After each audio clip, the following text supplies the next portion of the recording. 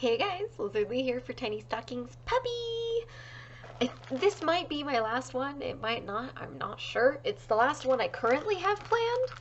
So, it's a little puppy right here with a scarf. Maybe a ribbon. It looks like a scarf to me, I don't know. But it almost has a bow quality at the end where he's playing with it. Heck, I don't know. It's super cute though.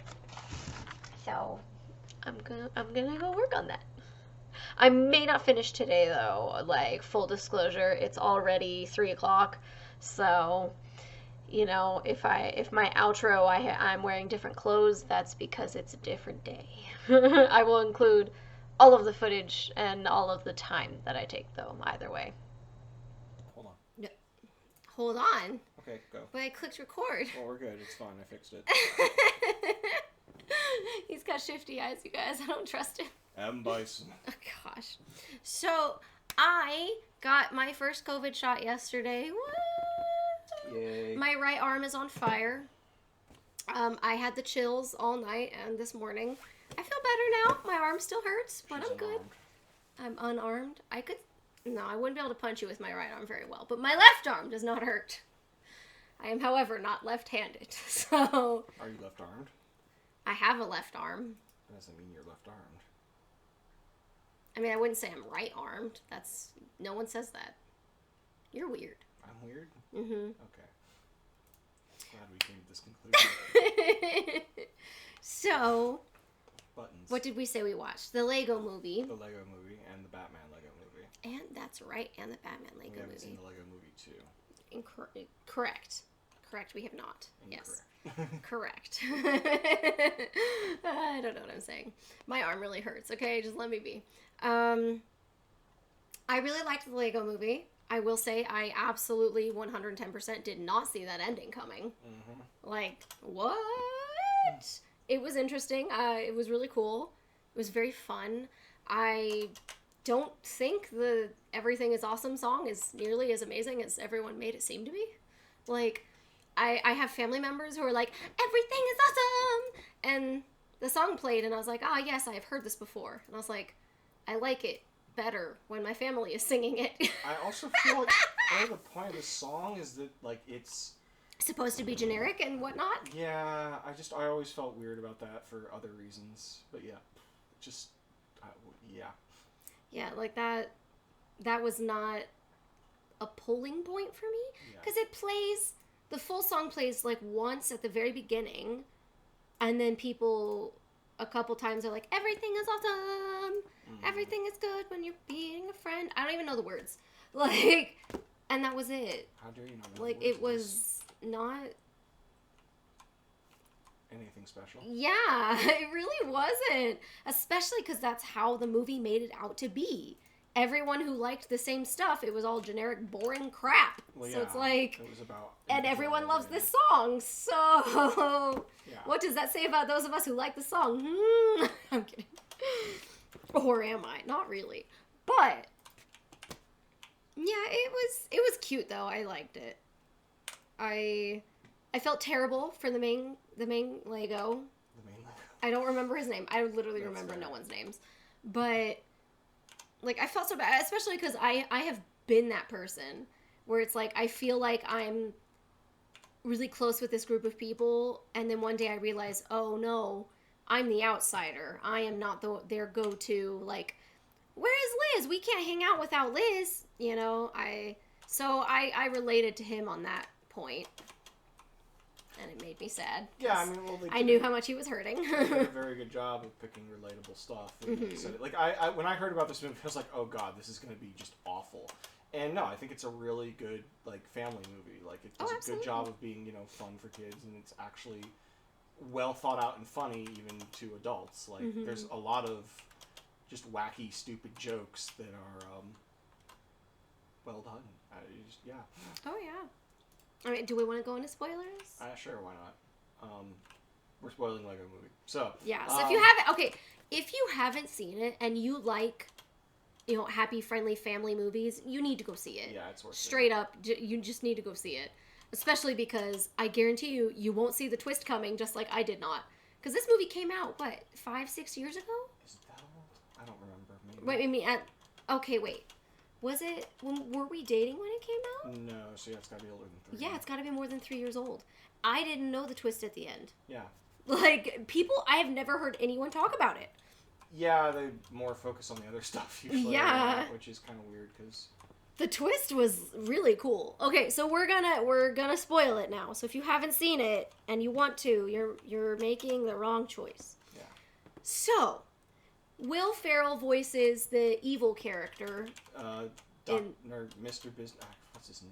I have no idea. Yeah, but you know what I mean. He's the evil dictator. Oh wait, was that it, Mr. Dictator? No, he's like Mr. Business or something. It's not. It's something less sinister, but still obviously bad. Oh yeah, it was still obvious. But yeah, okay. So he's been voicing this evil character the whole time, and at one point, the main character, the down on his luck chosen one, he like falls off into this portal. And suddenly you see a real Lego in the real human world. And this little boy is playing with the Legos. And he's voicing the characters. And Will Ferrell comes down and he's like, "What are you doing? What's wrong with you? Why are you messing with my Legos?" Like, he has signs up on all of the tables saying, "Do not touch, leave it alone," or whatever. Mm-hmm. And you learn that the thing they've been holding on to this whole time, this little red cap, is the cap to a piece of super glue. Crazy glue, that's what it was. Yeah. What did they call it? The Craggle. Craggle, that's right, because it had, paint or something on it, so you couldn't read it properly. Yeah. Turns out it's crazy glue. And he uses the crazy glue on the Legos to glue them together and make it buildings, so landscapes, and and so you cannot change them. Yeah, to give a little more backstory here and just kind of fill in some holes. The bad guy throughout the entire movie is, he's going to use the Craggle to make sure that nothing ever changes and everything is always perfect. And you can figure out pretty quickly, like, okay, that's crazy glue. And then eventually at the end there, you fall into the real world and you find out, it's a kid who's playing in his dad's model area. Like, his dad has set up this giant basement of, like, all these little lands that he's created. And, it's his perfect, what's the word for it? Diorama. Yeah. Of Legos, and so he's like, well, it's not a toy, this is like a, serious time. Your corner's over there, you can go play with those, but you're not supposed to play with these, blah, blah, blah, blah, blah. And so that's kind of the whole thing, is that it's actually, son-father thing about, like, hey, I want to play with these things, and you just want to, like, lock them all down. And well, yeah, and he wanted to play with them with his dad at that. And you never want to do it in that whole, thing. And it's really well executed. I actually prefer Will Ferrell in serious roles. Oh, absolutely. I do not find him funny when he's trying to be funny. I liked Anchorman, but I'm not even sure I liked him that much. Yeah, in my memory, it was not him, but... or at least that I enjoyed the most. I didn't see Anchorman 2 because I personally didn't care enough about Anchorman. I laughed at it, and I remember enjoying it, but... 2 is fun. It's crazier and zanier, but it's got, like, let me put it this way: the entire movie is not good, but the good scenes are still good enough to justify watching it. Okay. I need to rewatch Anchorman because I literally haven't seen it since it came out. I'm not sure it would matter for plot purposes, but if you want to, yes. I mean, I barely remember it. That's okay. It has Will Ferrell and Steve Carell. Yeah. I don't know any. Yeah. Yeah, and a few others. And they're anchor people. I think there was a woman at some point. I don't even know. I don't know. But, yeah, I agree. I prefer him in his serious roles. I kind of view him the same way I view the guy from True Detective Season 2. I prefer him in his serious roles. Vince Vaughn? Yes, Vince Vaughn. I like him much more when he's being serious over when he's being silly, goofy, funny. Mm-hmm. I'm more impressed by the work that they do when they're not being goofy and whatnot. Yeah, I get what you're saying. But yeah, no, it was good, and it they brought in Gandalf, they had Batman, and the girl was dating Batman, which was kind of weird because he was like douchey and that was kind of, I think, a player. What? Well, I think that was kind of the point. There was some. She had her own issues, was the idea. You know, she's also kind of the cool hero person in all this. They were not exactly happy people either. Yeah, and Batman was singing songs. It was very weird. The Batman there was super duper weird. Yeah. But he was funny. It was great. And then we watched the Batman Lego movie. Yep. And he was also super crazy and weird in that one as well. Yep. But it was one of my favorite Batman movies. Like, it was enjoyable. It wasn't just dark to be dark or whatever. And it was not another origin story for Batman. We kind of got the origin story for Robin, kind of. Kind of. It was a different take on it. Yeah, it was really funny. Like, Batman accidentally adopts Robin. Mm-hmm. Or, well, Bruce Wayne accidentally adopts Robin. Robin gets home, to the mansion, and Alfred is like, yep, he's your son now. And Bruce Wayne is like, what? No. What? No. And the kid is super duper excited. He's running around. He's like, oh, I want to be in a family picture like this with you, Dad. Yeah. And Bruce Wayne's just like, okay. And he leaves. And at one point, I think Alfred lets Robin down into the Batcave, right? Yes. And then Batman's just like, uh-oh. And Robin's running around like, oh my gosh, my dad lives over Batman's Batcave. Yeah. Like, he does not put it together that Batman and Bruce Wayne are the same person. And it's so cute. I thought it was adorable. Yeah, no, he's not the brightest bulb. No, and I loved him. I loved him all the more for it. He was so precious. And he gets in the Batmobile with Batman. And he's like, okay, yeah, we can go out. And then Batman's like, yeah. And then Robin was like, wait a minute. I don't know what my bedtime is. I should probably tell Bruce Wayne. And then I should probably tell Dad. And then Batman's like, no, you don't have to. We have, like, joint custody. I'm also your dad. And then he called him, like, Bat Dad, I think, or something like that. Yeah, it was like, and weird. it kept cycling. He'd call him Papa. He'd call him Daddy. Like, it was so cute. I loved it. I loved their dynamic. It was wonderful. It was quite good, yes. It was so cute. I did think it was weird that, oh God, what's her name? Barbara Gordon was Batman's age, rather than Robin's age. Well, no, even then, in the comics, she's not. She's still younger than him.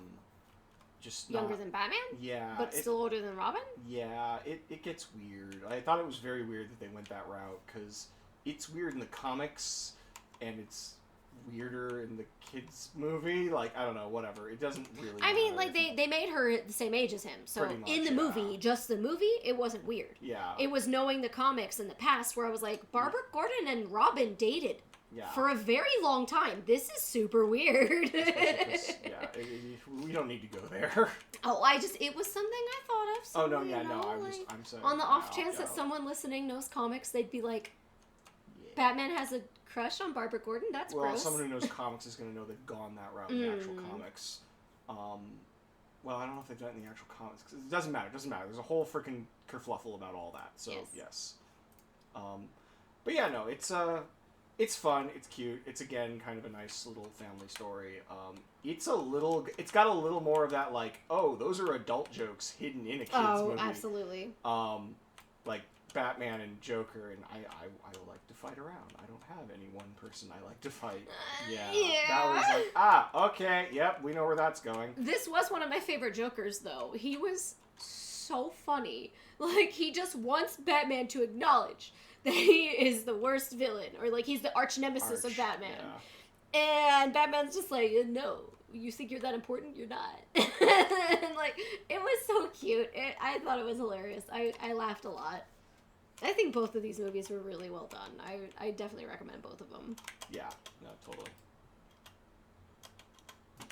And then, as we speak over the video of the cute little puppy, the other movie we've watched recently was Motherless Brooklyn. It's not that bad by our standards. Oh, absolutely not. Like, okay, so it was a film noir, detectives, there's a murder, we're trying to solve it, yada, yada, yada. There are more bad people, we don't want others to die.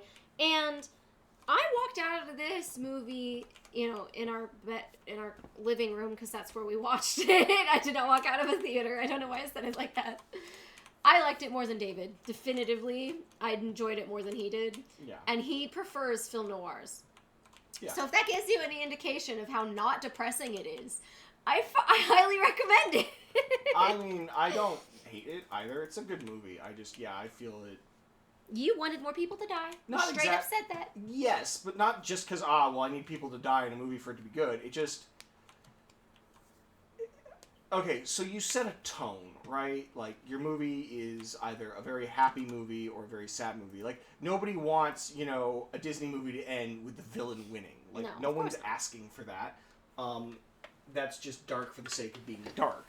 And likewise, like, Motherless Brooklyn has a pretty oppressive tone throughout the movie. There's some rather serious stuff going on here. Oh, yeah. And one of the things I like about noir is that the detective is usually clever, but they're not all powerful. They're not righting wrongs. They're not fixing the world. They're not going to leave the world in a better place than when it started. In fact, there's still going to be injustice and horrible things. They're just maybe going to understand why it happened, or usually if they're lucky, survive. So I felt that they overreached at the end with how cleanly they wrap up everything. Like, he punches way above his weight at the last second. And it just felt more in line with the tone that all of that shouldn't have happened. Some of it should have, could have. There's like 8 different ways to end this movie, and this one's okay. I think the rest are better. You don't have to go slaughterhouse and no one's happy, full Chinatown or whatever.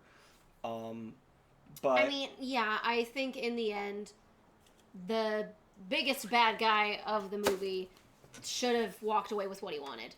It would have made it a better movie. Especially because, I pointed out that whole, he blackmailed him, and now the blackmail scene doesn't make sense because you blew your blackmail because you gave it to somebody else. Like, it felt very Hollywood. In the sense that, normally with how these things go, again, film noirs especially like to try and stay kind of grounded, and that's how they justify some of the morally gray things that go on, where it's like, well, yeah, I can't, blackmail the villain because the villain's going to crush my life. And I don't want my life crushed, and I don't want my family and friends crushed, too, under it, just because I want to go on a moral crusade. This is someone else's problem, But in the end, just spoilers, I guess, of Motherless. Well, I mean, we haven't even, So... The main character has Tourette's. Yes. And it is incredibly interesting how he plays it. When he's really stressed out, that's when he starts to shout more words, which from what I've understood of Tourette's seems to be true. Yep. And he has ways to try and make it better. Like, he'll chew gum, he'll smoke weed, he'll lay down with his cat, and that helps calm him down. Your water has come to a beep, handsome man. Yes, dear, I'm aware of the beep. And I think he just did a spectacular job in that part. Like, if I had never seen him in another movie, I would probably have been like, does he have Tourette's? Like, he did a really good job. Like, I have seen people with Tourette's before, and it's not outrageous and crazy like some people might have you believe. It's just sometimes they shout out words that they can't control, or they make movements that they can't control. And it was very believable for me. I thought he did a great job in that role. And I'll go even farther to say that not only does he do a great job in the role, but the story does a good job of sort of portraying that, people's first interaction with him... Well, it's almost weird, because there are times where it's like, oh, well, you can't talk like that to him. He's slow or something. It's like, no, not really. No, he's not. He's just got this tick that he can't handle. And so, he's going to talk the same way to them that they're going to talk to him. This is 40s, 50s Art Deco. A long time ago. It's not so exactly... they didn't actually say he had Tourette's. He would just say, oh, yeah, there's something wrong with my brain. Yeah, and they'd call him, freak show and other things like that. And he had basically a photographic memory. Yeah. His memory was spectacular. So, you can imagine he could go toe-to-toe with a lot of people unless his Tourette's acts up and then they just kick him out. Yeah, and there's some fun scenes with that. I know one of my favorite early on is that they, he's investigating what happened because his boss dies very early in the movie. you'll see it coming from a mile away. Oh, absolutely. You know, so of course he goes to the club, and at the club is the femme fatale, the beautiful lady in the low-cut dress. Yes, this is also she's my like, favorite yeah, scene. I know about so-and-so, why don't you tell me about it? But first, can you light me a cigarette or something? And so, like, he gives her, she's got a cigarette, and she's like, oh yeah, you got a light? And he's like, yeah, sure. And so he strikes the match, pulls it out, and blows it out. And she's like, haha, tease. And so he does this like 2-3 more times, because it's the Tourette's getting to him. Yeah, he can't stop himself. And And so he apologizes. He's like, I'm sorry, I didn't mean to do that. Yeah, so she's just like, fine, screw you, and walks off. And it was so funny! Because, yeah, it's clearly playing with, like, yes, the femme fatale, this is the woman he's going to have to deal with the whole movie, and nope, never mind. And you never see her again. Yep. It was great, though, because the first time it happened, I was kind of like her, where I was like, oh, yeah, okay, he's just playing with her. And then he did it again, and I was like, oh, God, it's his Tourette's. Oh, no! And then it kept happening, and she was just like, screw you. Yeah, it was really funny. It was so good. Oh, gosh. Yeah, I'd kind of forgotten about that until you said it. That was also my favorite scene. Yeah, that was... Oh, man. Yeah, he was honestly just spectacular to watch. Who else? Willem Dafoe is in it. Yeah. You know, playing true to how creepy he can be. He was kind of creepy. Yeah, okay? no, actually, it's a serious cast. Absolutely, he does a great job. Well, no, yeah, I was gonna say like I'd heard. Oh yeah, Edward Norton is in this with Bruce Willis, which is true. But then yes, there's Willem Dafoe and Alec Baldwin as well. And Alec Baldwin is a really well done character in my opinion that they almost kind of don't quite follow through with, in my opinion. Like there's a few things that they don't quite deliver as well as they could have with him, and that's part of my issue with the ending. Because he has this great speech. It's right up there with like it's not quite Coffee is for Closers, but it's a really good speech, and Alec Baldwin is the perfect guy to give it. And yeah, there's just there's no easy way to like explain it. He's a really the purpose of his character is power. He wants power. He wants control. He's building his dream and screw everyone who gets in the way. Which is a really interesting kind of villain, to be honest. Like, it's a capitalist take, but it's a kind of unique one. And they do a great job of, like, making him just about that. It's not about, and I enjoy inflicting harm. It's just, I just want power. I just want the control. I don't care if it hurts people. But I don't care if it helps them either. Yeah, exactly. He's still definitely evil. Like, absolutely. Yeah, he's not like some gray morality thing. It's just a different take on it. And I thought it was really well handled because, like, they purposely, like, hide his face for, like, the first 30 seconds he's on screen or something, which I thought was really clever. And I recognized his voice. I was like, is that a Baldwin? I was like, is that Baldwin? Is it Baldwin? And then they showed him, and I was like, oh my god, it is Baldwin! I'm sorry if that ruined it for you. But, yeah, it was a good movie. Like, I would recommend it. Absolutely. I enjoyed it. Edward Norton did a great job. And they're one of the bad guys was so gigantic and so intimidating, like, oh no. Oh, yeah, that was cool. He was huge! You usually have that. There's always one person, not always, but often you have a character in these things who's like, yeah, what is that? Is that a human? Yeah, he was huge. We're coming up to the end. So, I hope you guys enjoyed the 2 cute movies and the 1 not so cute movie. Yeah, but I mean, still by our standards, this is a light. Oh yeah, there was only what, 1 murder? That we talked about. Well, there's only 1 that you see on screen. How's Fair. that? Yeah.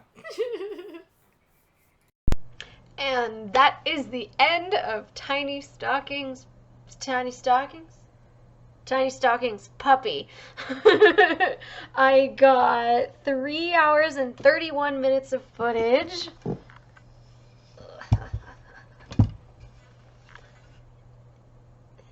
Very And these are all that I have left to make into ornaments. And I'm done. So I don't know. I have not yet decided how I'm going to order me making everything into ornaments. If I'm planning on doing that absolutely last or not, I'm not sure. Yeah, like with the order that I'm publishing videos. Or I mean, heck, currently, all of the ornaments that I've made, I have them all in one folder. So it was across multiple days because there were 43 for my coworkers. I have made 4 for my family, and I'm about to make 6 more for my family. So I'm gonna finish with 53 ornaments, you guys. If I hadn't started publishing these videos sooner, literally my last video would have been posted in 2022. Or, well, no, it would have been the end of 2021, because it would have been one in December 2020. Maybe 2? I need a calendar. So, no, it would have been a single one in December 2020, and everything else would have been in 2021. So, I need to start doing a ton of narration so that I can get them out before 2022 hits. I made so many ornaments though, and I had so much fun. Like, I love working on big projects. I like just having something going on continually. But it's been really nice having small projects to work on and look forward to. What do you think about that, handsome man? I think small projects are wonderful, always and constantly. What are we talking about? Cross stitching. I was saying that not a small project. Well, okay, but they are small ones individually. I will have 53 fully finished objects by the time that I'm done. That's almost 1 week for a year. I already talked about that. You missed it. Yeah, but I'm here now, so you were we're on doing the it phone. again. I already talked about that. I did it now. This is like the 3rd time we've talked about this in my videos, so no. But they won't know until August. It is not going to take me 7 months to get these out, okay? I'm doing a little bit better than that. She dumps all of them tomorrow to win. See, they're out! No, I don't have that kind of time to do all of that narration. Yeah. And I would not do anything more than 1 video a day. I did that once, and a lot of people missed the first one that I posted. Yeah. So, not worth it. It's not worth it. It's not worth it. Mm-mm. How's the book? Because people were confused and they were missing things. I am on book 3 of Red Rising by Pierce Brown. Pierce Brown. Something Brown. And okay, so the opening of book 1, I was not a fan. And I was like, am I really going to stick with this? Am I? And it's so good now. I don't know how far I am with book 3. It doesn't have a percentage for me, which is weird, because it usually does, but what do I know? But currently, I would recommend it for you. Why are you flipping me off? Are you on camera right now? Only your butt is. This isn't fair. Was this a phrase? Look at you. You're just like... Yep. I slouch properly. I love you. Love you more. Love you. Can I help you? I don't know. You were the one who was talking, so. What? You're okay. I don't know. You don't know. He made potato chips earlier, and I burnt my tongue. They were not thin and crispy. They were chunky. I mean, they weren't fat. Like, they were like 3/4. What? Like that? Yeah. Yeah.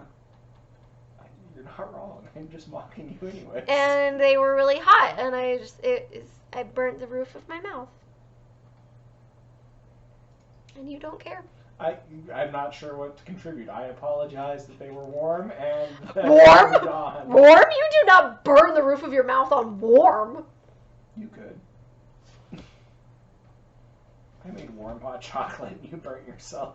No. You made burning hot chocolate, and I just left it there for like 10 minutes. Y'all will see, okay? In one of the videos where I'm making ornaments, you can see my hot chocolate off to my side. Off to the my side. It's gonna say off to the side, but I it's know. specifically on my side, and it's a little kitty cat, and you'll see. You can see how long it sits there before I like do more than just nope. In fact, I could actually time it. I still have that video. Yeah. Yeah, you want to be a jerk? You could time it and still prove that you can burn yourself on lukewarm. No, because I didn't burn my tongue or the roof of my mouth on that hot chocolate. You said you burned your tongue. Yeah, I said I went, no, that's too hot, and I left it there for like 10 minutes. Burnt your tongue. I said I almost burnt my tongue. Oh, whatever. She is Almost being a brat, nothing. you guys. Almost nothing. There's a lamp right here. It's a very bright lamp. I'm gonna sign off now. Like, subscribe, share, comment, all that jazz. And I'll see you guys next video. Well done, dear. Thank you.